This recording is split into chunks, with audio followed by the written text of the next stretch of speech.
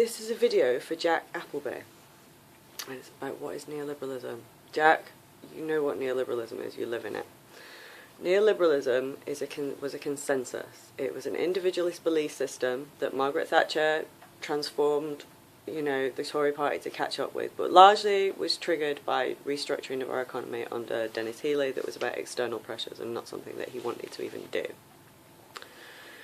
And it's about the method, the economics around finance that you see. It's about that taking precedence, and it's about a media democracy and a culture of policymakers who exist within think tanks separate to institutions, creating policy on the basis of what can be sold in the media. Now, neoliberalism has a very specific meaning in social policy terms, and it's very, very... Social work is the antithesis to neoliberalism. So it's about individualist policy, it's about increased marketisation, increased fracturisation of services, increased privatisation for an idea of market forces, which is actually nonsense, by the way. And it's basically the UK being part of a global system, and we called it the UK-US-Washington consensus, which was, we all agreed kind of a system of beliefs that, the world would orbit.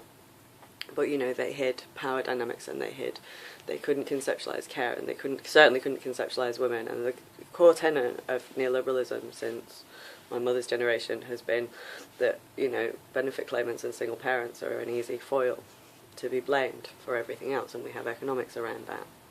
The only thing that you need to know about neoliberalism, Jack, is that it's been over for ages. It died gradually through the financial crisis, through the crisis in media, the delivery system is gone, the economics is dead, and we've been left with, the fringes of those media cultures trying to resurrect their dead identities on Twitter, which is what you see with the identify as. As a general rule, every time you see I identify as, in an academic discipline, you're talking about one of the disciplines that upheld neoliberalism, and it's over. The little gobshites that you hear shouting neoliberalism, they're actually the last generation of neoliberal media class, the Navarro brats, Owen Jones, Laurie Penny. That's the last generation of neoliberal media class, which is why they're not coping very well in an environment with a social dimension. The important word with neoliberal consensus is not neoliberal, it's consensus. Benefit cuts were a core part of it, abusing welfare claimants to blame them from other stuff. Because of the delivery system we had, because of the media, because of, a lot of things, it was agreed, it was a consensus.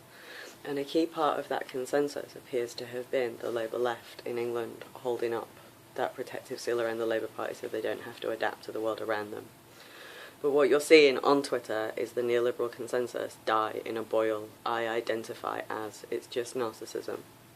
Growth for the sake of growth is the ideology of a cancer cell. And that's what neoliberalism is. It's an individualism that can't see context, which is why putting it into context is so effective in undermining it, which is why you can make them spin out and go mental on Twitter just by putting their bullshit in context.